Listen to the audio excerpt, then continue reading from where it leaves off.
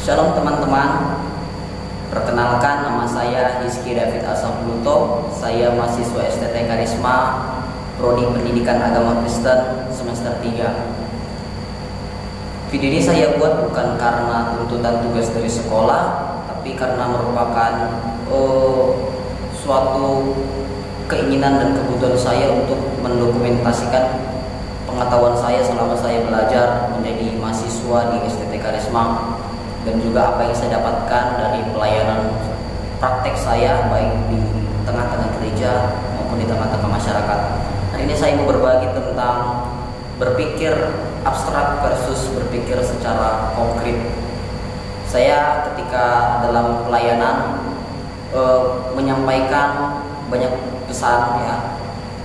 Wajar seorang pendidik ketika dia berbicara dia sampaikan banyak pesan. Contoh, anak-anak, kalian harus jadi anak yang baik ya.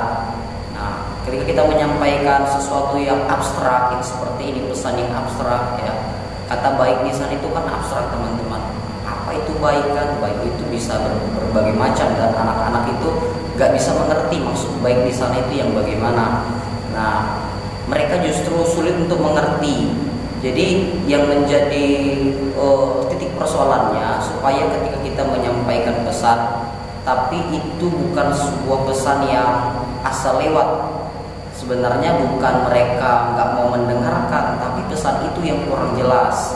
Nah, jadi abstrak itu sesuatu yang belum kelihatan bentuk dari konsepnya yang dimaksud dengan kata baik di sana itu yang bagaimana. Nah, itu yang disebut dengan abstrak. Penting di sini supaya ketika kita menyampaikan sesuatu yang abstrak, kita juga memberitahu hal-hal konkret yang harus dilakukan.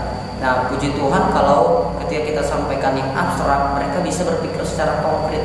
Ada memang beberapa anak yang ketika kita sampaikan hal yang abstrak, mereka bisa menerimanya secara konkret.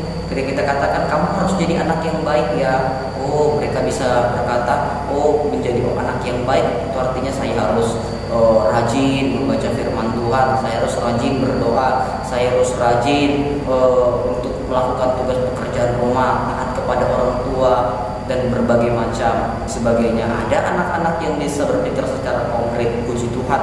Tapi teman-teman, ada anak-anak yang ketika disampaikan hal yang abstrak, kamu harus jadi anak yang baik ya.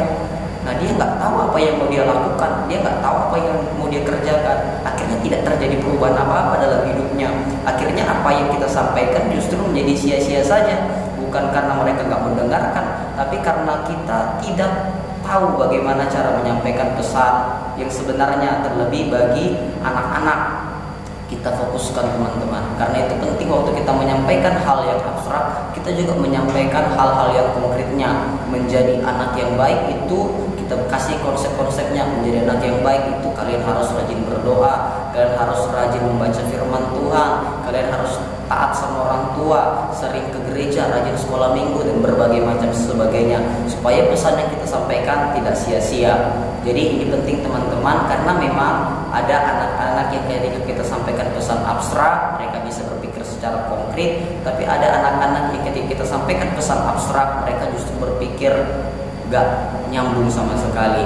Jadi penting memang ketika kita sampaikan hal abstrak, kita juga dampingi dengan hal-hal yang konkret. Demikian teman-teman, puji Tuhan, Tuhan Yesus memberkati. Shalom.